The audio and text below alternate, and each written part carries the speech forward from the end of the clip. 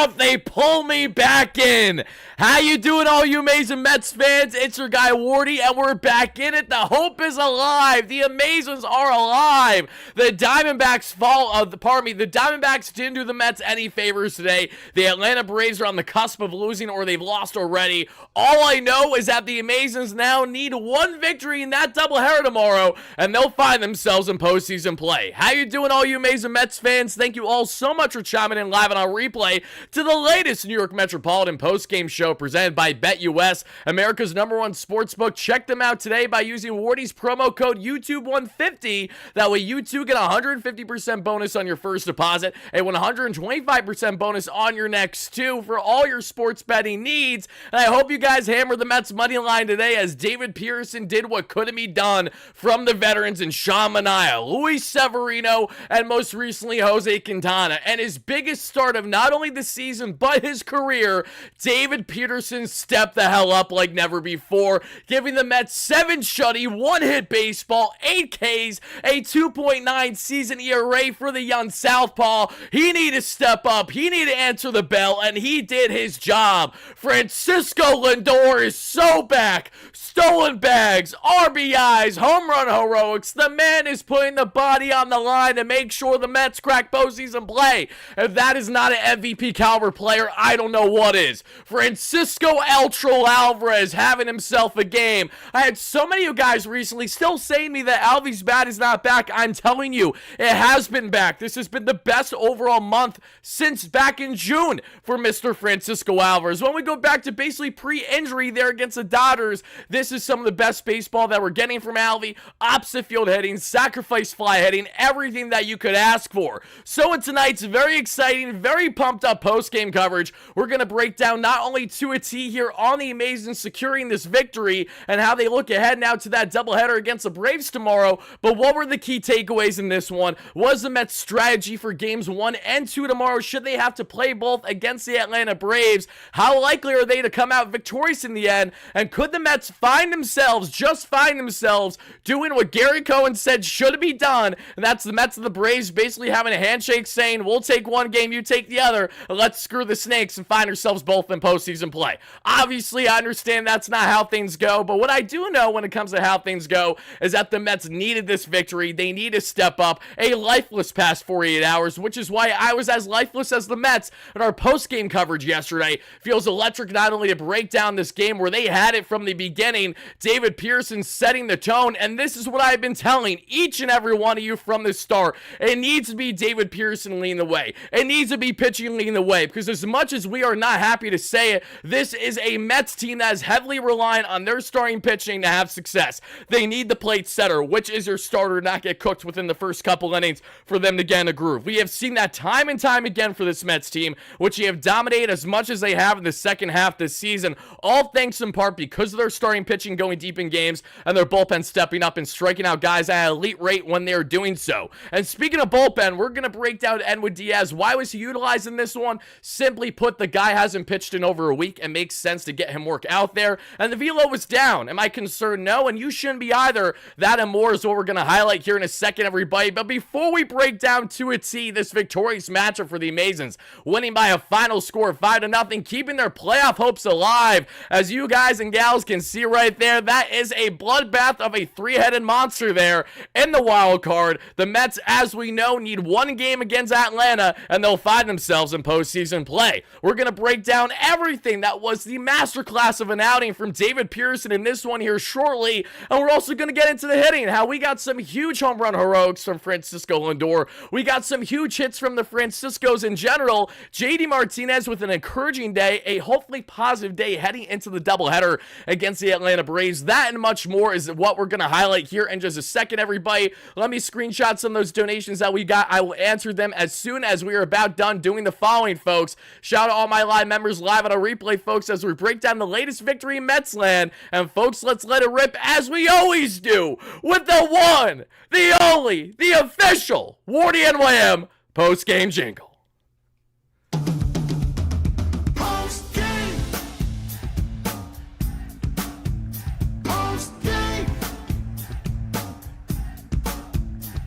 Calling all Met fans, come and join us now. Talking about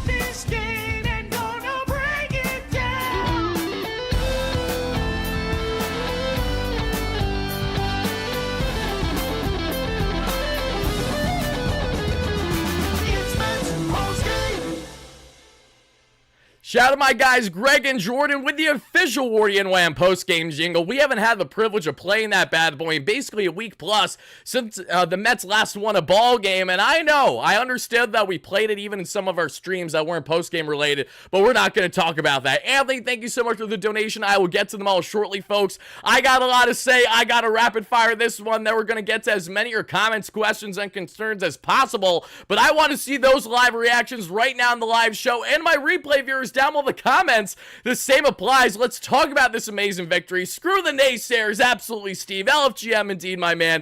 Happy to have you in here. My anxiety was through the roof throughout the entire course of the game, even with David Pearson carving up everyone and their mother in this Brewers lineup for breakfast, lunch, and dinner. He ate them up big time. His biggest star of the year, the big southpaw, not the veteran southpaw, the Samoan and Sean Manaea, but potentially now the next ace caliber pitcher to come out of this rotation. A 2.9 season ERA is nothing to scoff at. Let's appreciate the greatness that was David Pearson and the Mets' resilience, which is exactly what Steve Cohen tweeted they would do yesterday. We didn't get that yesterday, but with Steve and Alex back in attendance, front row seat in today, they found themselves in victorious play. So let's rapid fire this one, baby, because as I've said it before and I'll say it again, the Mets control their destiny, folks. They need one win out of the 2 games tomorrow, and they're in. If they lose both games, they're out. What does that mean? Just don't get swept by the Atlanta Braves, simply put. I'd like to think that a gentleman's agreement could be had under the table between 2 rivals just for the sake of cracking postseason play. A little handshake to say, hey, Arizona doesn't need to be in here. We deserve to be in here. We both have the tiebreakers over Arizona. We'll take game 1. You take game 2. Let's have ourselves a night. Obviously, I understand things will transpire exactly in that fashion. Chris Sale, Schwellenbach, who's pitching game 1 for Atlanta tomorrow? That's a great question that we'll find out soon enough. Mets will likely have Luis Severino as their game 1 starter tomorrow. I think that goes without saying, barring changes right now. If they go with Tyler McGill tomorrow for game 1, I will be taken back, to say the least. I truly will be. And I think Edwin Diaz coming in today was not only indicative on how the Mets are planning for the series, but also showing the focus on making sure that they secure what is firmly in front of them, not necessarily completely ahead. Yes, Edwin wasn't his sharpest there in the 9th inning. Yes, Edwin hasn't pitched in over a week, which is why you want to throw him out there in a 5-0 victory like this, even when he didn't have his best stuff. And yes, it does make sense for Edwin Diaz to get this work, while also understanding how if the Mets do need to call upon him tomorrow, the following day, things still may very well work in their favor. Knocking on wood. We'll see what happens there. But as we evaluate this Mets team and how they're going to go about their starting, Sevy's going to need to do what he did not do last time they were in Atlanta, and that's a big question mark as to what we're going to get there. My man, Straight Talk with Jack Graham, thank you so much for the kind words. I greatly appreciate that. Thank you, thank you, thank you. Frank Cecil with the $2 says, stay alive, baby. Staying alive. You guys know the drill. Hype me up, Frank. Thank you so much for the donation. Let's address a couple other ones from earlier. Relaxation with the $2 holla says, we need the voodoo magic on our side tomorrow. You're damn right we do. Thank you so much for the donation, my man. We got DMAC, great member. Oh my God, Mets finally beat the Brewers. Thank you, baby Jesus. You know, things were going right today when the Mets got their first stolen bag against a Brewers team that has stolen 16 or 17 bags against the Mets alone this year. Who was the man to steal that bag? It was broken back Francisco Lindor in the first inning. No, I'm not joking. That's a reality. And as has been the case all season long, funny enough now with his back ailment hurting as he bends down, grimacing as he was coming off a home plate after he slid in for the Mets' first run score of the day after Brennan Nimmo drove him in, Francisco Lindor continues to put this team on his back. Pun intended or not, it continues to be true, and he continues to quite literally save my life and save the Mets season. Benjamin, great Braves fan. We're going to have ourselves a heated battle tomorrow, brother. Mets and Braves both need a Braves walk-off right now. We don't know. We don't, though. That's the thing. We don't need a Braves walk-off right now. I see what you're saying, but as things currently stand for the Braves, if they lose today, the Mets just need one game tomorrow, right? And exactly how it's going to go, Jeff Passan did a fantastic breakdown earlier that you guys can check out on X, and I'm going to just relay it once more to just for everybody first chiming in live at a replay that haven't heard or haven't seen it yet. It's as follows, everybody. This is a scenario the Mets are bound to find themselves in should the Braves not walk it off and win over the Royals. Let me double check on that game right now, because as things are currently looking in that matchup between the Braves and the Royals are still up 4-2 there in the 9th with no outs for Urshela. So if the Braves do lose today, which is increasingly likely barring changes over the next couple minutes, we have scenario right here. It's scenario 5. Braves lose, Mets win, Diamondbacks win. Both games will be played on Monday. The winner of game 1 is in. If the loser of game 1 wins game 2, it is in as well. If a team is swept, it is out and the Diamondbacks are in. Simply put, the Mets and the Braves, they just need one victory apiece, and they're both in postseason play. Those tiebreakers that we highlighted going back multiple months ago are here to come out big time, and I had a feeling that was going to be the case. I thought if the Mets weren't going to catch up to the Padres, knowing that they have the season tiebreaker on them, I'm sure many of you guys forgot that, surely they're going to have at least something happening with their Arizona Diamondbacks tiebreaker, knowing how the D-backs have really faltered as much as they have really over the past month of baseball, and that has held true now. So Mets control their destiny, simply put. Braves do the same. 2-1 victory for each finds himself in postseason play. We see Urshela is up with a single. Okay, watch if d'Arnaud hits a game-tying home run. They hits a game-tying home run. We'll just talk about it real quick, a potential scenario where the Braves do win today. That way you guys at least understand what does this mean then. How do the Mets go about this? So, if the Braves do win in a walk-off fashion against the Royals, that means every team won. What does that mean? The Braves are in, and at least one game is necessary Monday. If the Mets win the first game, they are in and would be tied with Atlanta in record and head-to-head. The likelihood is they would not play the second game, as it would be for seeding purposes only, and MLB hasn't officially announced it yet, but they have basically stated how they're going to decide that themselves. I know the Brewers and the Padres wouldn't be happy about that, not really knowing who they're going to be facing. It's going to come down to the MLB's decision, not them playing it out, because also they would have to avoid one more game, whereas the Brewers and Padres would love the Braves and the Mets to play both games tomorrow, to have them as taxed with their bullpen and as lifeless as possible, potentially heading into postseason play where they're going to have to travel that same night heading into the next day. But right now, everything's in line for Atlanta to lose. If they don't lose, then that is the scenario we'll find themselves in. So the Braves will clinch if they win today, and then the Mets will just need to make sure that they find themselves securing that victory tomorrow still, and they're going to be okay. So that's all the latest, everybody. That is what I had to break down on the playoff format. So now let's officially break down to a T here all the latest on this victorious matchup for the Amazons. Thank God, LFGM. Anthony, thank you so much for the donation earlier, my man. I greatly appreciate that. Let me get this out of the way. So, everybody, I'm going to ask you again, just as I did yesterday and as I have the past couple days. On a scale of 1 to 10, do you think the Mets are going to make playoffs? Give me a 10 out of absolutely 100%. They're in. Give me a 1 or a 0 saying you have no confidence they're not making playoffs. On a scale of 1 to 10, will the Mets crack postseason play tomorrow in Atlanta against the Braves? That's what we want to find out, folks. Let's hear it. Let's see it. And no matter who you are a fan of here in the live show, thank you all so much for taking the time. Smash that like and subscribe button is always greatly appreciated. And now let's get into this victorious matchup here, folks. Starting from the top here in the first, it's Francisco Lindor kicking off the ball game with a walk and a stolen bag. We would see his 28th stolen bag of the year. He's now just one shy of another, hopefully 30-30 type season, and he can secure that tomorrow after securing not one but 2 stolen bags today. I see a lot of 8, 7, 6, 5s, 309s, if you know what I'm going to say. Let's see, 10 out of 10, 10, 10, 10, 10, 10, 8, 7, 8, 7.5, says Steve. Very on par with his remarks here. Wardy is on, Master's on. How are you, brother? Happy to have you in here. Wardy, do we know he's pitching tomorrow? I think it goes without saying Sevy's got to be pitching game 1, because it would be the most idiotic thing to not have your best starter on paper out there for game 1 against Atlanta, when, yes, I understand that if Sevy pitches, then you lose him for, wild card, especially right there. However, I would argue that it still makes sense to go down that route, because you need to put your best option out there. Nothing personal against Tyler McGill, and I understand some pessimism behind wanting Sevy to go up and pitch against Atlanta, in which he faltered around a week ago or so now. Having said that, I still believe that Sevy is the more reliable option in that current situation, and as great as McGill has been as of late, we know how heavily reliant he is on his velocity to have success. And McGill gets rocked early, just like how Sevy was in Atlanta, and we have to go to this bullpen, bad things are surely going to happen. So either way, I would have obviously loved to see a David Pearson type dominant performance in Atlanta tomorrow. I understood why he wasn't pitching here, and I understand why Severino, barring changes, is more than likely going to be that game 1 starter. It's going to be Sevy or McGill. I'd imagine it'll be Severino, unless proven otherwise here. Camp with a $5 donation, thank you so much. He says, I was at the game, met several players, awesome game, won 3 out of 4, we watched the series, Mets 8 out of 10 to make playoffs, love it, Camp, so happy that you were there in Milwaukee to witness live an amazing victory, an amazing way to close out the series the way that the Mets surely did in this one. Thank you so much for taking the time. Awesome to hear that you met some players as well. Shaw with the $2 hollow says, please Mets, don't ruin my week. We are back, baby. V1,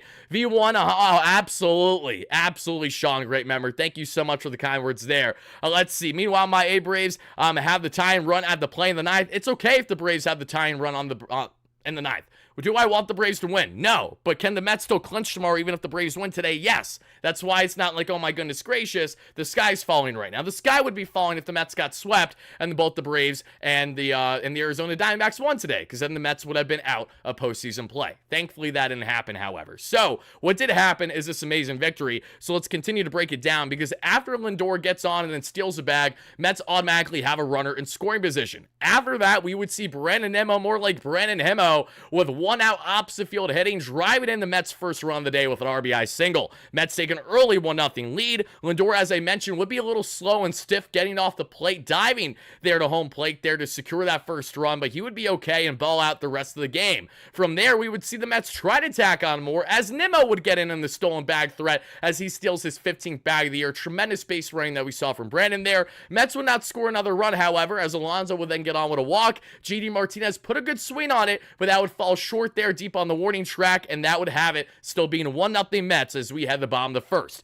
In the bottom of the first, Jackson Trio gets on with a 1-out single, Adames with a walk, Bowers gets on with fielder's choices, bases loaded there, ultimately for David Pearson with 2 outs, and what does he do? He's an absolute bulldog, and he gets a massive and nasty strikeout there with the slide piece to end the inning. Escapes the jam unscathed, and that would be his story throughout the rest of the day, because after that first, David Pearson not only settles in, but he shows you exactly why he is a reliable option for the Mets to crazy enough, he is a reliable option for the Mets to actually consider should they crack postseason play. It's crazy to say that, but it's true. And Pearson, more often than not this season, has been that guy for them. I know a lot of people do not like his advanced numbers. They aren't pretty. It doesn't matter, especially after you get a bulldog iron like this. He knows how to step up. He has that mental toughness, something that we haven't been able to comfortably say the same about some of these other starters, sadly, just given their lack of performance here in the most important games of the season. Mets are up 1-0 through 1. In the second, Alvarez gets on with a 1-out opposite field single. Taylor with a fielder's choice.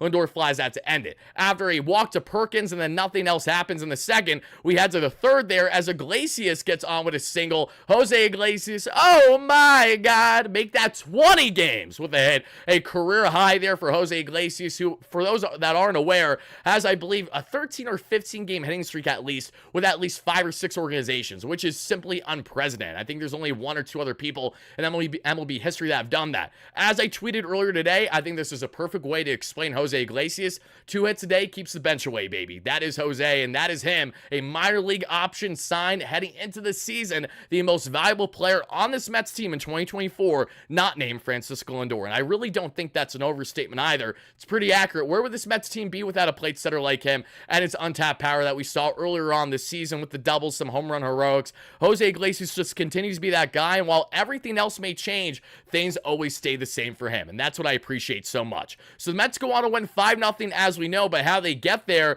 includes what we saw, that single from Jose Iglesias. As we continue to break down the ball game, and specifically there in the third inning, nothing else would transpire, and then we see in the top of the fourth, because nothing happens for the Brewers there in the third either, at the top of the fourth, JD Martinez snaps his 0 for 36 skid. The third base comes in play for the Mets in the best way possible yet again. It hits off third base, it goes down the third baseline in the corner. JDM gets in there safely sliding for a leadoff double to kick off the inning. The Mets had leadoff runners. Braves lost! Let's fucking go! Let's go!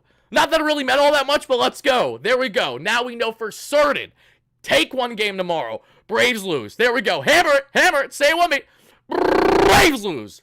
Braves lose. You gotta do it. You gotta say it. You gotta feel it. The same way the Mets felt this victory in their bones from the start of this ball game. And as we reel back into this one, everybody, let's spam some Braves L's in the chat right now, everybody, just for shits and giggles. I say this as I'm literally trying to do my best Kendrick Lamar impression, bring the Bloods and the Crips together between these 2 rival fan bases and teams, saying, hey, let's just both secure a victory tomorrow. Fuck the snakes. Let's just do it that way. My apologies for profanity, everybody. I should have said earmuffs to my kiddos. I certainly do apologize. I just can't hold back sometimes, especially after the Mets not only win, Braves lose, and now the Mets, again, have all the right in the world to control their destiny. Do I feel like the Mets are going to come down to Game 2 tomorrow to crack playoffs? More than likely, because that's just a very Metsian thing to do. But until we get there, until we worry about the end result, let's focus on the now. What the now is, the Mets just need a dub tomorrow, and that is simply that. I cannot wait for tomorrow. Neil, neither can I. I'm so pumped up. I'm anxious as all hell, but I'm excited more than anything. Eric with the 279 says September 30th, 2024 is redemption day for the Mets, brother. You said it. You absolutely said it, baby. Hopefully we can see ourselves. I mean, best case scenario, the Mets sweep tomorrow. They kick Atlanta out of postseason contention. That would be amazing, but I'm not going to go out and assume or expect that to happen. I don't think either team is going to comfortably sweep in that doubleheader tomorrow. If either team sweeps, I think it's going to be a really, really tough battle. It's going to be nail-biting all the way till the very end. One fan base is going to absolutely lose their mind. Let's see. Alberto Soto, thank you so much for the $2 holla. Braves lose. Great member. Yes, you said it best, brother. Thank you so much for being in here. I really, really do appreciate it. Let's see it.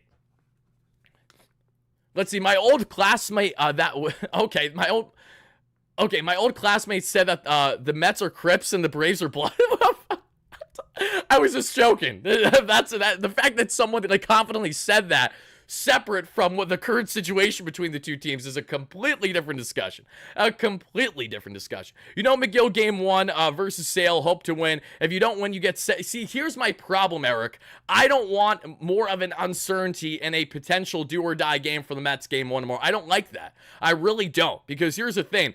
If you do that, yes, you have upside with potentially utilizing Sevy in the wild card round if you take game 1 tomorrow, and then that's that. But the problem is if you don't take game 1 tomorrow, you got yourself a bugaboo. And then you have to rely on Sevy when that could have potentially been avoided if, say, God forbid, Mets lose game 1 tomorrow because Tyler McGill gets rocked. I'm not saying it's going to happen. I'm just saying I see the writing on the wall now. God forbid such a scenario finds itself transpiring and taking place. I would like to avoid that. Again, maybe I'm wrong. I'm not sure. Sevy, I have no clue what we're going to get from him tomorrow. No clue at all. I wish I had more confidence in him than I do. But after what we saw him getting rocked after the third inning debacle after Alvarez got in his throwing lane to begin the inning with an error and then it all unraveled from there. Severino, the one thing that I always appreciate about him, outside of what that recent start was crazy enough, is that when Sevy isn't even at his best, 9 out of 10 times he gives the Mets length. That's why his late start was so disheartening, because it's like, wow, he didn't even get length when the guy was getting rocked kind of early. Usually he settles down and he gives you still 5 or 6 solid innings,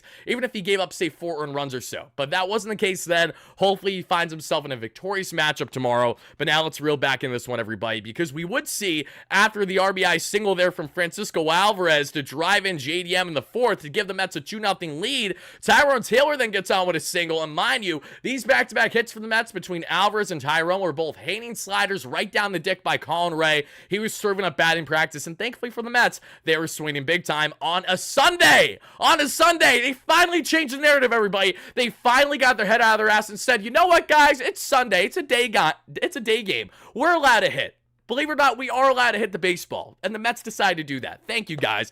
Long overdue, but hey, it's always better late than never, especially potentially an elimination game like this one. So I'm not going to complain all that much. Mets from there get another RBI, this time thanks to Cisco! Mr. Smile himself and Francisco MVP Lindor drives in a run with a gorgeously placed RBI single pulled to right there. Mets take a 3-0 lead, and then he goes on to say, folks, that this is in fact, yes, the 29th stolen bag of Lindor that he would secure after that single, second of the day, and he is now one shy of yet again another 30-30 season. If that doesn't get you pumped up as a Mets fan, I don't know what does. Frank, my man, one more time, Wardy, let's effing go. Let's effing go, baby. Hype me up, Frank P. Love the outfit, by the way, too, just from what I see in your profile photo. Looks gorgeous. I think it's the Mets black jersey. What a stud. We love to see it. Thank you so much for the donation, my friend. From there, the Mets, who had themselves a 3-0 lead there in the 4th inning, would continue to tack on there in the 5th. But before we got there, how would David Pearson look after that? Well, here's the thing.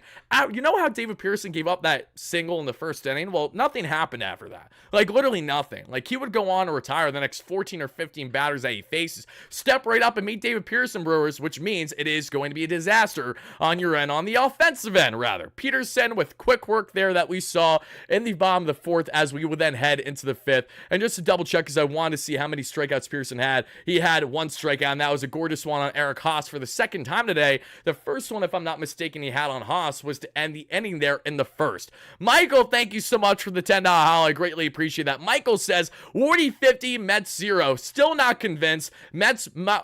Please, Mets, prove me wrong tomorrow. I'm sure we all hope I'm wrong. I hope you're wrong too, Michael. Thank you so much for the donation, my friend. You were absolutely amazing. Wardy, will you be online anytime during the doubleheader? I'm still actively figuring that out, actually, Robbie. My big thing is a part of me wants to do a watch party for game 1 tomorrow, but my only concern with doing a watch party for game 1 tomorrow is basically how is that potentially going to transition into post-game coverage, right? Are we just doing one post-game tomorrow? Are we doing one after game 2 because of how game 1 ended? Usually doubleheaders, I only do one post-game for, and I combine the 2 games. Tomorrow's a complete question mark, so I will have that answer for you guys soon enough tomorrow. I apologize, it's going to be fairly last minute on that decision, but especially, you know, as a dad of as a kiddo of only 3 months right now, I also don't know exactly how much availability I'm going to have earlier in the day before I have to do the typical post-game coverage. So to be determined on that front, my friend, but thank you for asking. Alvin with the $2 donation says, Mets sweep, Alonso gonna be a dream.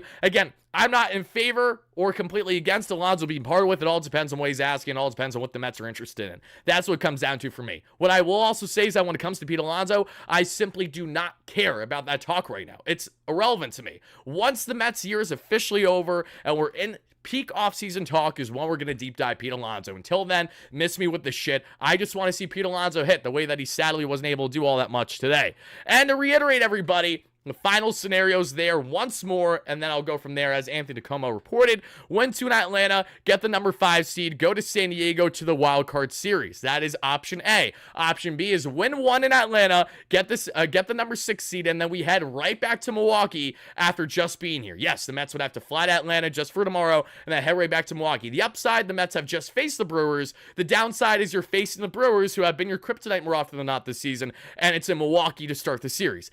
Your back's up against the wall. The odds are against you there. And that's where the Mets, just like they did today, will need to prove us wrong on what we have seen throughout the course of 162, where they've had their strengths and weaknesses. What they did so well in this matchup was not only eliminating base runners in general with David Pearson's brilliance, but David Pearson does something better than any other Mets starter, and that is eliminating the running ability first to second. This guy does not get stolen on all that much, and when it happens, it's pretty impressive by those runners. He has one of the best pickoff moves, especially as a southpaw starter there. Tossing at first. I mean, I don't think he can comfortably snake eyes it, but just the fact that that's somewhat of an option for someone like him, knowing that the follow through of his throw, he can just completely be locked on and then bam, throw it right there to Alonso at first. That is what is such a problem for the Brewers in a matchup like this. So yes, Milwaukee didn't have many base runners, but they still got on base at least 4 times against David Pearson. 3 walks and a single. It didn't matter. And the reason why it didn't matter is because of Peterson's ability to make sure no one was running on him. If the Mets end up going back to Milwaukee after tomorrow in Atlanta, they need to make sure they have the same type of recipe, and they also need to beat the Brewers at their own game. How did the Mets do that, you might wonder? That's by stealing bags early, getting runs early, and being persistent with your at-bats. Brewers are one of the best teams in Major League Baseball in taking pitches. They don't swing out of the zone to save their life, outside of, at times, Gary Sanchez, right? Other than that, they're fantastic on being locked in on the plate. That's where you not only need pinpoint accuracy, but that's where you need to step up when you have your offensive opportunities, because they very well could be few and far in between. If you do not pounce on said opportunities, the Brewers will make you pay. They have shown you time and time again this year that they will. And for all the fans that say as soon as playoff starts, it's a completely new ballgame, everything changes, you're not wrong. But the mentality of the players doesn't always change. And the reason why we know that is because Brandon Nimmo, Pete Alonso have openly said it themselves that the complete mentality in the clubhouse changed towards the end of the season, where they got swept by Atlanta for the final series of the year there. Then heading into what we saw postseason play against the Padres. They were looming. They had a dark cloud over their head. That's what the Mets need to try to avoid here should they crack postseason play. So God willing, they find themselves doing exactly that. Alvin, thank you so much for that donation earlier. I really, really appreciate that. Thank you guys all so much. Michael, Frank, Alvin, you guys are the absolute best. And as we're breaking down this amazing victory by a final score of 5-0, let's get back into this one, folks, because win 0 in Atlanta and the Mets are in playoffs. They win 1, they're in. And if the Mets win both, then they have the 5 seeds. So win 1, you get the 6th seed. Win 2, you get the 5 seed. And basically the question is, if we talk about postseason play, do you want the Mets to find themselves facing the Padres or the Brewers if you had to pick between the two? Is one more sexy than the other? Either of them is going to be a daunting task. There's more star power and there's more on paper just quality depth with the Padres, especially when we evaluate their pen. But this Brewers team has built themselves on pitching. They've had timely hitting. They've had tremendous defense, which has really trumped them from the rest of the NL Central. So I understand that either decision is not easy. Either choice is not a sexy one. But all that matters is, in the end, is that the Mets just need to find themselves cracking postseason play, and hopefully they can write the script and change things from there, right? So now let's get back in this one, everybody. They win by a final score of 5-0. As we got to the 5th inning, Marky V, more like Swaggy V, Daddy V, pause, however you want to call Mark. He rips a single. Pete Alonso gets on for a hit by pitch, 2 on, no out there for the Mets. Colin Ray then throws a wild pitch, which allows both runners to advance to scoring position. And after a JD Martinez strikeout, Colin Ray intentionally walks Starling Marte. Then with 2 outs, we see Francisco Eltro Alvarez rips one deep to left. Shallow doesn't get out, but it does drive in the Mets' 4th run of the ball game. Mets are up 4-0 from there. Alvarez with his 2nd RBI of the day, one of the most important hitters for the Mets in their most important game of the season. Go figure, it's almost like El Troll's an absolute dog. Speaking of dogs, look no further than our MVP and Mr. Francisco Lindor as he gets all that one. His 32nd home run of the year there that he rips to right. That gives the Mets a 5-0 lead to kick off the 6th inning after another brilliant inning of work there from David Pearson, who allows just a Gary Sanchez walk, then a Joey Ortiz double play that David Pearson started himself beautifully, turning to second, getting a first, and there we go, baby. Mets would go on to win by that final line, but not before we would see Mark Vientos get on with his 2nd hit of the day there in the 6th, and the Mets won't do anything else there, and that's okay, as we had the bottom of the 6th, a 1-2-3, gorgeous inning of work there, including a pair of strikeouts there on Terrain and Chirrillo, 2 absolute lightning rods on the base paths, guys that you don't want out there. Pearson did everything in his power to make sure that didn't happen, and thankfully it worked. Then we see in the 7th inning there, the Mets don't do anything offensively. Then for the Mets pitching wise, they get another dominant 1-2-3 inning. David Pearson's final line, folks, after striking out a pair is as follows. Say it with me, see it with me. We're looking at 7 innings of shutty baseball, 1 hit, 0 earned runs, 3 walks, 8 Ks, a 2.9 ERA on the season. We're going to do a little bit more of a deeper dive on David Pearson shortly after we break down the entire ball game in a second, folks. But I want to know, without getting into all the fancy savant numbers, telling you his pitch usage, telling him his swing and miss rates, his whip percentage, what I want to know from each and every one of you watching live on a replay is, what is your rating of David Pearson's outing on a scale of 1 to 10? Because I think it goes without saying that David Pearson, for me, in a high leverage, given the context of everything that this start meant to the Mets, he gets an absolute 9.5 out of 10.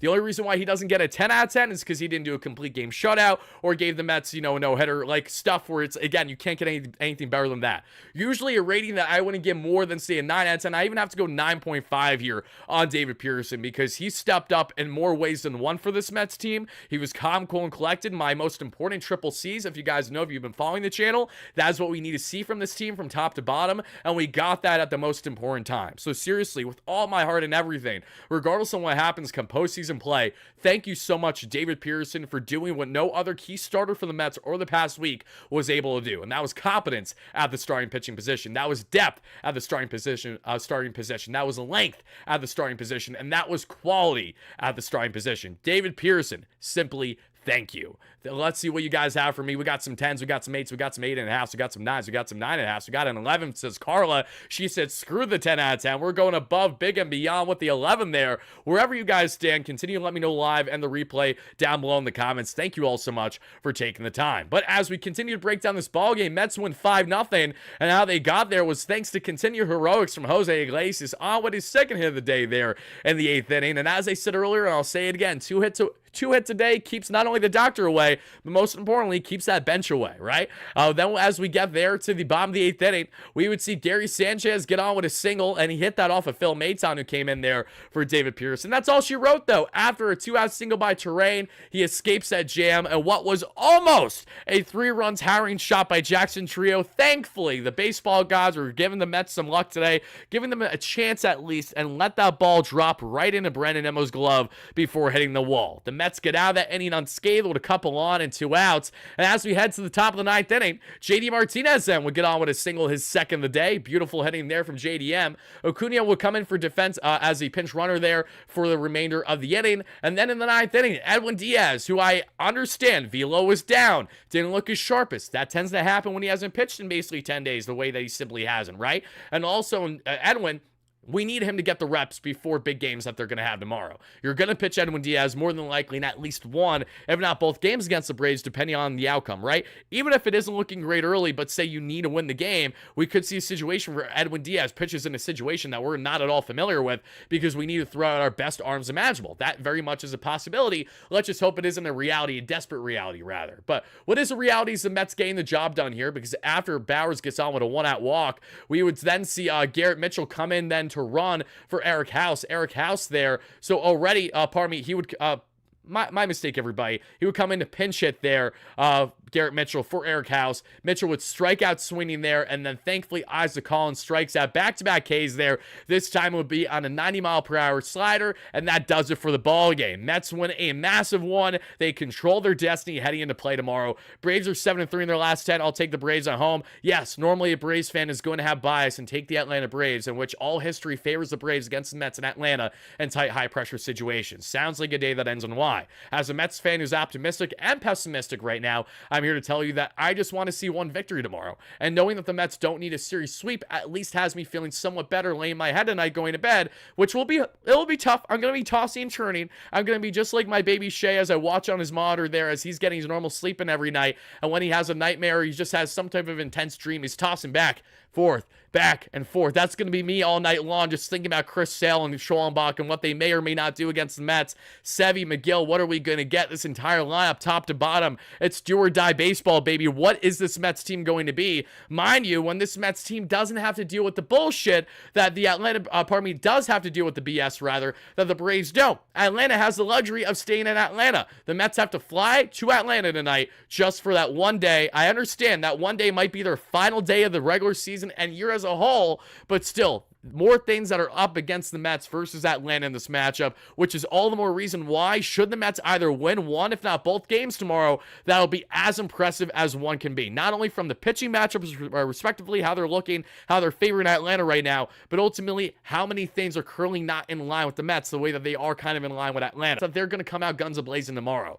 When it comes to the Mets, the Braves always have an it factor. They play up to the Mets, even when they aren't playing their best baseball, even when they aren't fully healthy, because they know how much and how pivotal, whether you want to believe it or not, there is a rivalry aspect to this. There is a bragging rights aspect to this. There is an ego aspect to this that I can tell you personally that some players feel very strongly about in the clubhouse there for either the Braves and or Mets that we have seen over the past couple of years. That hasn't wavered all that much, especially now in a do or die situation where one of them, if not both of them, is going to secure postseason play. Yeah, I'm going to go on a limb and say that we're going to have ourselves a heated battle tomorrow, and one that very well might get testy. It might get testy early. Maybe they're going to be hand in hand saying we're going to win one, you're going to win one. But obviously, I think the latter is simply far from reality. I think the reality is we're going to have ourselves quite the challenge. So we'll see what happens there. Mark Brooks, great member. Hope you're doing fantastic, Mark. We love you. We've been praying for you, and we're thinking about you plenty. I love the way you rock. I want to see it many more times this year. Post-game. Post-game indeed, Mark. Great member. Thank you so much for the kind words. I hope you and your family are doing great. I know that things haven't been all that great for you this year, my friend, so I'm surely hoping that things are much better than what they were a couple months ago. Camp, Mr. Delightful, great members. How are you guys? Happy to have you in here. Rebecca, great member. As always, John Rossi, great member. Everybody taking the time to watch live at a replay. Steve Lawn, thank you so much. much. If you guys and gals haven't already, if you guys could help us get to, 150 to 200 likes by the end of the live show to right around 500 concurrent viewers, that'd be greatly appreciated. And thank you all so much in advance for doing exactly that. Now, as I said, things are going to be very heated. They're going to be very tight tomorrow against that Atlanta Braves team. And I'm going to expand a bit more on kind of this head-to-head matchup between the two teams as we do a bit of a series preview, if you will, beyond what we've discussed at this point. But before we do a series preview and before we talk a bit more about David Pearson's brilliance, the key takeaways on the offensive end for the Mets in this matchup, everybody,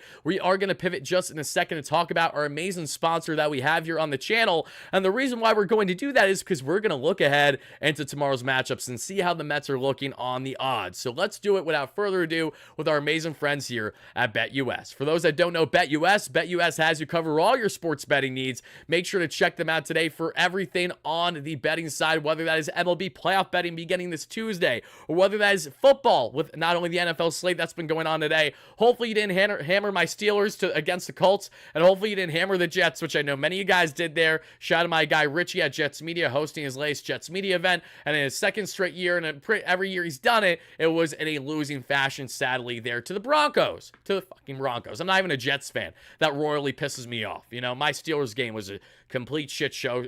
Some ups, a lot of downs, just a lot of nonsense. But we're going to take a look actually at the football slate today, because I don't even think BetUS has the official lines for the doubleheader tomorrow, because we didn't know the doubleheader was going to be happening up until what? 40 minutes ago or so. Now that's officially official, right? So as we take a look at the slate games that have yet to be played in the NFL tonight and Monday's slates, we look at the following. Buffalo Bills, Baltimore Ravens. I hammered the Bills and the Chiefs last weekend for Sunday in the Monday Night Football. We won 2 for 2 on our parlay. And then as we take a look at the Seahawks, Lions, Dolphins, Titans. Ooh, these are some spicy matchups that I like a lot. Buffalo as the underdog there against the Ravens. That I like quite a bit too. I know that this Buffalo Bills team at home versus away, there's definitely a difference. I also hate my Ravens, and the Ravens, they need to make a statement this season. They have yet to do that. That's a tough one for me. I like the Detroit Lions a lot against Seattle Lions. I've been on an absolute wagon of going back to basically 2 years now since Dan Campbell has been really leaning away from them in the head coach position. But Bills, I'm getting spicy, everybody.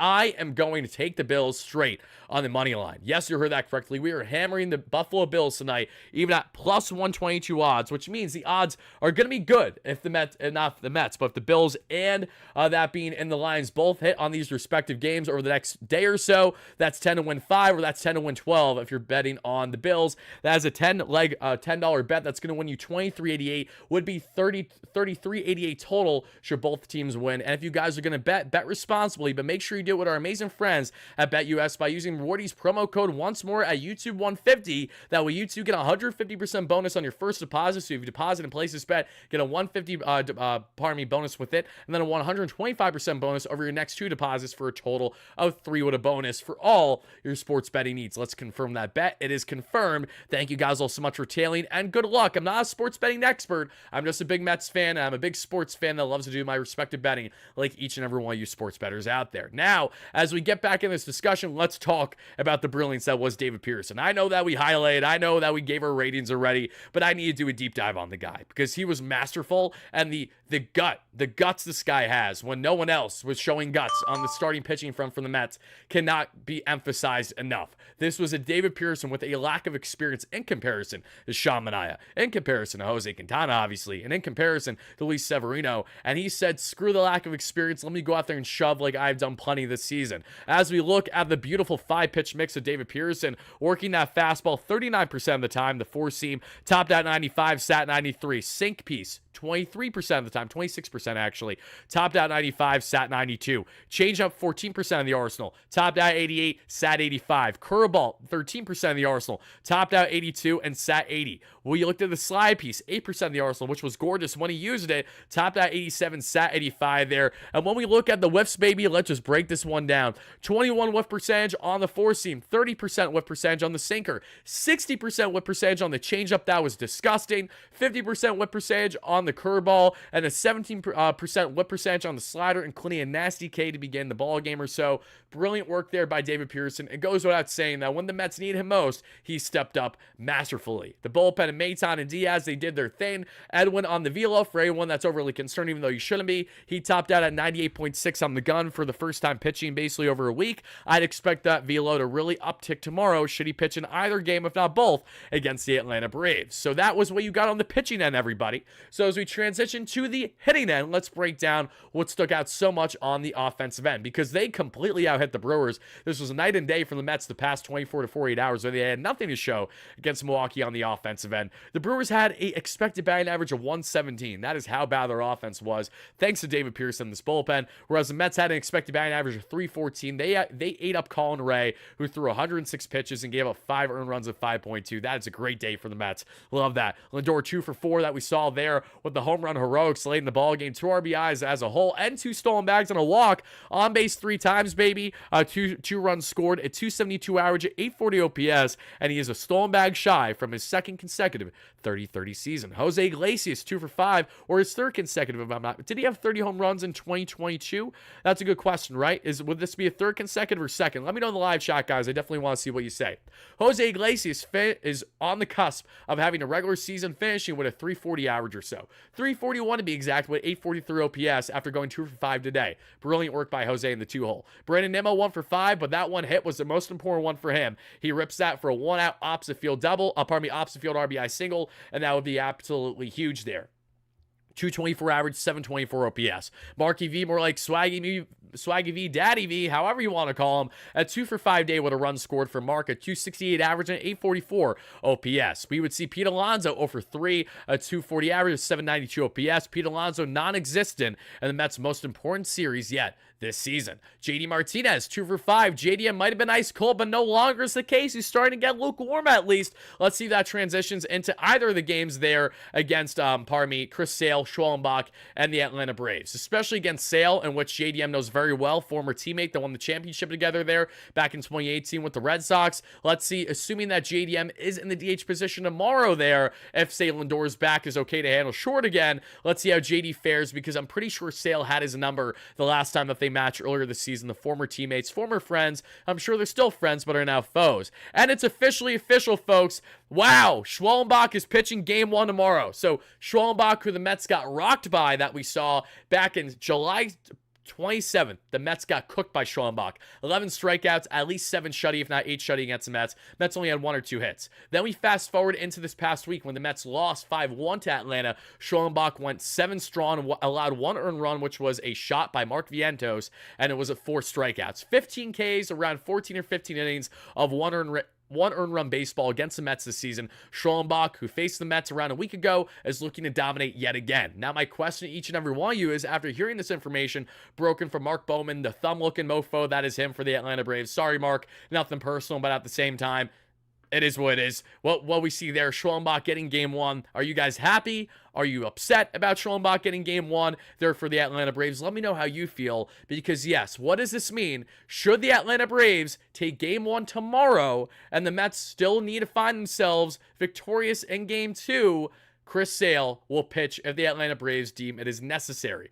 Now, here's the thing. The Braves don't need Sale to pitch game 2 if they win game 1. They may very well defer to an arm that's off of their 40-man roster for game 2 tomorrow. If that is in fact the case, that could be the best case scenario for the Mets should they have a do-or-die elimination game for their final game of the regular season. So, there are still ways in which this could benefit the Mets somewhat, but all in all, let's avoid the nonsense on how things can benefit us. Let's focus on what's in front of us, and that is to actually start hitting against Schwellenbach. They haven't done it at all this year. So no, I don't have instilled confidence, but at the same time, I didn't have instilled confidence is the same way that I had no clue what to expect from the bats today against the Brewers, and they showed up. So let's see if the bats can show up for a second consecutive night there against the Atlanta Braves. Schwellenbach is not the best pitcher in baseball, but he has been a huge thorn in the Mets side in the 2 starts they faced him this regular season. But to reel back in on the offensive end for the Mets, JDM at 234 average, 724 OPS after a 2-hit day, including a double down the third baseline after hitting the third base bag. Harrison Bader 0 for 1 there, 239 average, 665 OPS. Nothing personal, Harrison, but I feel like I need to see Tyrone Taylor playing every single day with Nemo and with one of Jesse Winker or Marte in right field based on configuration. Tyrone needs to make sure he's starting the way that he started in right field today, which I'm happy about. He had a hit, a 247 average, 701 OPS, strong defensive range as well. Francisco Alvarez, an awesome day for El Troll that we saw there. 2 for 3 with a run scored and a pair of RBIs. Opposite field hitting, sacrifice hitting, clutch hitting in general. 237 average, 709 OPS. Luis Torrens came in as a defensive replacement, as did Eddie Alvarez, which is why you see their stat lines to my left. Let's see how I'm going to point this. Let's see. Okay, it's always tripping me out when I'm doing this, when I know that's not actually in the direction that is as I'm physically looking at right now, but you guys are seeing it, so it has to be that way. Okay, so that's the lace there on the hitting end. We talked about the pitching, so let's just talk about a bit more on the series as a whole. As the Mets head into Atlanta tomorrow, we understand of the possible outcomes, and I will reiterate it once more to each and every one of you in case you guys aren't paying attention, or if you were just chiming in live for the first time tonight, let me enlighten you on how the Mets can control their destiny and still crack postseason play and this doubleheader tomorrow. I'm going to repeat it one more time, and then that will be that, as long as you guys aren't constantly asking me the same thing over again that need me to repeat it. But as you guys and gals can see here, this was from Jeff Passan earlier today with all the scenarios, and this is what the scenario was today. This was the outcome, as you guys can see right here. Scenario 6, the Braves lost, the Mets and the Diamondbacks. Pardon me, this is actually the wrong one because the Diamondbacks won today. So let me ignore that one. This is the one. Scenario 5 is what I meant to highlight. My apologies, everybody. Braves lost, Mets won, Diamondbacks won. Outcome, both games will be played Monday. The winner of Game 1 is in. If the loser of Game 1 wins Game 2, they are in as well. Basically meaning either team just needs to make sure they aren't swept, and they will be in postseason play. That is all they need to do. That's all the Mets gotta do. That's all the Braves gotta do. But now as we look at Games 1 and Game 2 here, Schoenbach takes Game 1 now against the Mets. And for the Mets, again, as I said before, I'd imagine it's going to be Severino against Schoenbach. I'd imagine it'll be the same head-to-head matchup it was around a week ago. But if it's not, it will be Tyler McGill. And yes, I understand everybody that has some type of level of concern or just a question mark as to what you're getting, similar to Severino, because we simply don't know how this is going to play out. What do you say? Chiming in one more time. I just said it one more time, brother. I will continue to say it more and more times. Let's see. I want to see steal a home to win the game. That would be a movie type atmosphere. John Florentine, but I don't expect that to happen. We'll see what happens. We will see. Bobby G, how are you? Great member, great longtime follower. Caution, great member. I hate the people that run MLB. I think that goes without saying. You know, the puppet that is Rob, he's doing a great job on doing everything wrong, so you got to give him credit there. I will say there's a couple things that have been going right, at least in MLB as a whole. It has been the entertainment factor, right? I know that it's not an ideal scenario, and I know us fans hate it most, but from a marketing standpoint, from a standpoint of having everyone locked in and engaged, a lot of eyes are going to be on this matchup tomorrow because no one else is playing. That's another thing. So when you want to talk about pressure, when you want to talk about how the Mets are going to go about this, they need to make sure that, you know, with everyone eyeing them up, with everything on the line tomorrow, they have to have the same exact mentality approach that they have had, which has led to their success this season. If they get in their head early, if they crumble because, say, the Atlanta Braves score 3 runs in the second inning tomorrow, they need to make sure that they come back calm, cool, and collected and don't let things get completely out of the way well before it's too late. When you know you still have, say, 7, 8 innings to work with, make sure that you avoid that potential scenario, right? So Chris Sale will pitch the second game if the Mets win the first game, simply put. So there you go. So if the Braves lose Game 1, we have to deal with Chris Sale Game 2. That doesn't matter for the Mets, though, because all the Mets need is that Game 1 victory tomorrow. If they win Game 1, we're happy, and then Chris Sale, he can shove, he can do whatever the hell he wants to do. And honestly, I'm not complaining either, because then if that happens, and regardless on the outcome, then the Braves are without Chris Sale for the wild card, right? So the only way the Braves have Chris Sale for wild card is if they win Game 1 tomorrow with Schwalmbach on the bump. Then they're not going to be inclined to pitch Sale. And then for the Mets, they're going to need to make sure that they beat the hell up on whoever Atlanta decides to throw for Game 2. David Stern said that this would be a playoff team. If he got the Brewers to where they are now, imagine us to... Oh, I know. Trust me. He's never had this type of payroll. He's never had this type of luxury. The assets that he's working with, just the people around him is so huge in the case of Stearns. And just the ability that he has is not limited at all the way it was in Milwaukee. Yes, in a so-called punt year. And David Stern's first year as president of baseball operations, where he had complete turmoil, another year where the organization got rid of like everyone basically, this David Stearns and Carlos Mendoza team has shown exactly why you should have instilled confidence in the Mets for years going forward. Even with how hectic things have been, even with how hectic things were yesterday, where I was telling you, well, I have no confidence, because why should I? They're giving us reasons to be confident. That's how it goes. Surprise, surprise, in a 162, my emotions and your emotions too change plenty on a day-by-day, night-by-night basis. It's almost like we're in crunch time and every game is more important than the last, right? All we got to do is split. Yep, you said it best, Mr. Delightful. All you got to do is go out and split this thing. So, with the Atlanta Braves and this matchup beginning tomorrow, I do believe it's going to be around 110. Weather is good in Atlanta tomorrow. Thank goodness, thank God, thank gracious. Because I'll tell you one thing. If it was, a rain fest tomorrow in Atlanta, that would make things 10 times worse. 10 times worse. Because then you really have your backs against the wall, because you're not dealing with just trying to make sure you crack postseason play, and probably the hardest part to do that in recent history for the Mets, if that means anything to them, right? Then you focus on having to play baseball in shitty weather, where the Mets have had their fair share of struggles. Yeah, I don't like that at all, especially when it isn't their home turf and they don't have the same understanding as the Braves do with their infield and outfield and how to go about certain pivots on the defensive end, making sure they're not hurting themselves, little things, right? So, good weather, that's a great thing. Hopefully the Mets just get that game on and we'll go from there. Let's see this. Stearns and Mendoza have really shocked me, says Edward in the chat. Glad Lindor came out and showed out this year. We need that. Oh, absolutely, we need that. That goes without saying, too. Francisco Lindor has shut down every single hater imaginable, saying that he can't step up, that he can't lead this team. If we have one single person criticizing Francisco Lindor by the year's end, even if, say, Lindor has himself an underwhelming, say, knock on wood, Mets make playoffs tomorrow, and Lindor is nowhere to be seen in the wildcard series, but neither is basically the entire Mets team. That has a lot more to do with the Mets as a collective group having the wrong mentality and not stepping up as it would be Lindor, because if it isn't for Francisco Lindor, the Mets sure as shit are nowhere close to postseason play. They don't even sniff it. There's still multiple games below 500 right now, I'd rightfully argue, if Francisco Lindor is not balling out or having the run that he had throughout the good stretch all summer long this season after what was a very underwhelming start in April and then there throughout May.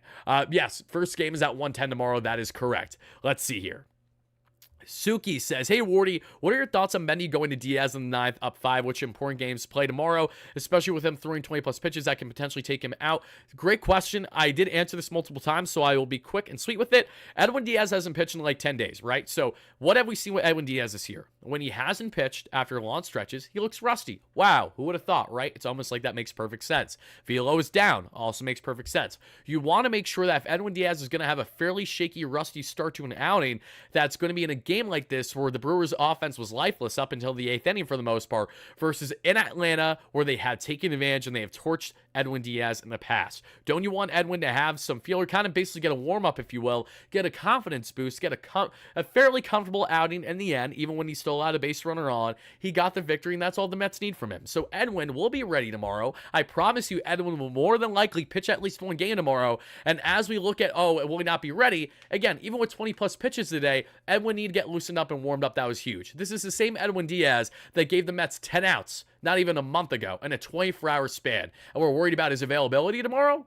I'm going to go on a limb and say Edwin Diaz will be locked in and ready when the Mets need him. If that's going to amount to success or not, that's a completely different discussion. We will find that out as it happens live and in real time. But what we do know is that this man wasn't throwing $100+ million for no reason. And our latest example was exactly what we saw in that huge 4-out save and then that 6-out save the very next day and those back-to-back victories for the Mets. Edwin Diaz has been nails when the Mets have called upon him. Not every time. We're aware of that. He is human. He definitely is human against a guy like Marcell Ozuna, Matt Olson, etc. They know how to torch baseballs, but when it comes to his availability tomorrow, I am far from concerned. Far from concerned. I would actually argue that I have a little bit more of a concern if Edwin did not pitch today, only because he'd have complete rust and would basically be going 10, 11 days without pitching for the Mets, and then you're going to throw him out there in a high-pressure cooker situation. Maybe the Mets are in the ninth tomorrow 2-1 with a lead, right? You're going to want Edwin to be locked in there, and he won't be as locked in as you'd hope if he was not going to be having kind of a feeler outing like the one he did today. That's my personal standpoint on that. But guys, let's see whatever comments you guys got from me before we wrap up the live show. That's all we're doing right now, just a rapid fire Q&A, and don't you guys and gals worry. Depending on the outcome tomorrow, depending on if we do watch part of your post game, as I've been saying before, I desperately want to take live callers. So even if that means that isn't until later tomorrow evening, if we just do one post game, if they have to play both games, whatever it is, just be on the lookout. I would like to and intend on taking live callers in our final segment of our post-game coverage tomorrow. So if you guys would like to call in, have your voice heard, rant about the Mets on how their season just ended or how it's just still beginning as they crack postseason play, whatever your thoughts, comments, questions are there, please make sure you're chiming into tomorrow's coverage. I think you guys are going to enjoy it, regardless on the result, because we always come together as a community, and that is a very important thing that I'm very grateful and appreciative of. Juan, thank you so much for the $2 donation. He's tired. I am too, but you know what? That's okay, because the Mets gave us some life today, and they gave us some reasons to be excited. Take us home, baby. You said it. Yep, Sevy, give us the works, baby. Give us what we need. Mets fans should be worried. Here's the thing. Our season is over tomorrow, or it's not. It's as simple as that. You know, I'm going to be stressed tonight heading into tomorrow for sure, but I understand there's a great reality where I am done doing post-game coverage until late February after tomorrow's game. I've grasped that. And as much as that pains me, I know it's a reality. I know it's a possibility at least. So all I can do is be an optimistic fan, hope the boys show up the way that they hoped they showed out today, and go from there. Got to take it step by step, day by day. As if I stay too cooped up about this team, I'm going to have a major problem. And if I have stayed too cooped up about this team, I'd be sounding like Frank every time out there, telling you how there's not a chance in hell they'd ever rally back 11 games below 500, let alone the Mets now are 88-72 on the season. Kind of nice, if you ask me. Kind of a nice turnaround from a greater scheme of things, if you will. Not going to complain all that much there. I believe once we win tomorrow, should we win, we will be near rearing to go against the Brewers. So yes, if the Mets only win one game tomorrow, they head right back to Milwaukee. If they win both, they head to San Diego. So that's the latest on that. It's Padres if you get the 5 seed with a sweep tomorrow. It is Brewers if you secure the split tomorrow, and that is that. Let's see. We need to make him work. Let's work. Oh, absolutely. Got to make him work. In the case of Schwalmbach, you got to make him work. Mets haven't made pardon my French. Mets haven't made Schwalmbach work at all in the 2 starts they faced him this year. Needs to be different. Needs to be different. Guys and gals, we are going to be wrapping up the live show just in the next minute or so. Before I get out of here, though, I, again, want to know your initial thoughts, so let it rip live on a replay right now, especially my replay viewers down below. If you haven't smashed a like and subscribe on already, you enjoy the coverage, what are you waiting for? Hit those buttons. It's a great and easy way to support the channel, and everyone that has went out of their way to help us get oh so close to our next short-term goal of 27,000 subscribers. Thank you all so much for doing exactly that. For all you guys that want to hear me in just audio format, we were not in audio the past couple of days after the losses, but after a big win like this, and with everything on the line tomorrow, we are back on audio. So after a hiatus for just a couple days for post-game coverage for Spotify, Apple, Google, you name it, we're back out there for tonight's live show, as many of you guys are probably listening in the audio format as I'm speaking right now, as it's been played after the fact. So Apple, Spotify, Google, wherever you get your podcasts, look up WardyNYM, a show about the Mets, listen to our post-game coverage there. If you want your audio format only for your morning commute to work, on your way back, whatever it is, check them out. Leave a 5-star review if you found yourself enjoying the audio-only coverage, and thank you so much in advance for doing all those following things. Caution with the 149 donation. Thank you so much, great member. Hi with the chat, brother. Thank you so much for that. Really does mean a lot. Let's get it going, baby. Let's start lifting those weights. Let's start lifting those weights. Let's start getting pumped the hell up for this Mets team, right? Because they absolutely could have had their season ended today, and it didn't. And the reason why it didn't end has more to do with the Mets controlling their destiny than anything else. As we've been saying over the past how many weeks, just win, baby. We all got to be Al Davis out here, and all I need is just one victory tomorrow, and I'm going to be happy for the most part. So that is what I'm going to leave you with, everybody. I would like to thank you all so much, everyone that took the time to watch live on a replay. If you haven't already, make sure to smash a like and subscribe on your way out. And as I mentioned once more, make sure you are chiming into all the coverage we will have tomorrow. At most, it is going to be a watch party and a post game, or 2 post games. At least it is going to be 1 post game, and it could be 2 post games potentially instead of 1. So you have 1 of 3 scenarios, the same way the Mets still have basically 2 routes in which they can make playoffs, right? Pardon me, not 2 routes to make playoffs, but 2 routes when it comes to their seeding. And either they win one or win both. So thank you guys again. I love you all to death. Let's take that one tomorrow. Let's have ourselves a victorious matchup heading into postseason play. Love you guys. Peace out. And let's go.